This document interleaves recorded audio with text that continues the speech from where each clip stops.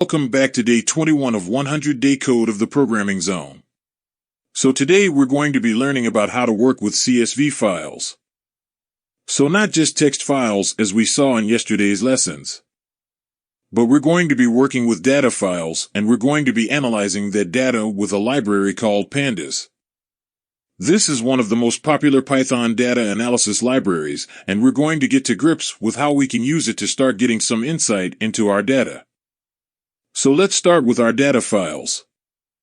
I have created a new data.csv of the days of the week and the temperature of each of those days in Celsius and also the weather condition on those days. With this data to learn how we can read data files and then analyze them and how we can do lots of things with it. We had saved this file in the below path, so know that we're going to need to open the file. Well, there's actually an inbuilt library that helps us with CSVs because Python is a language that's used really heavily for data processing, data analysis. There's a lot of great tools for working with tabular data, like our weather data. First, we need to install the pip by using the cmd command. Go to cmd and type pip install pandas. It is very easy and quick step if you had already installed it. It will give you the message that requirement already satisfied or it will quickly install it. After installing, we will go back to our PyCharm.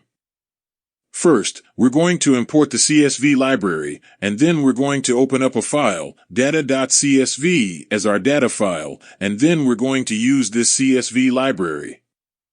Hashtag open the CSV file. With open as file. Hashtag create a reader object. Reader equals csv.reader. Hashtag skip the header row. Next. Hashtag iterate through each row. For row and reader. Hashtag print each value in the row. Print. We import the CSV module.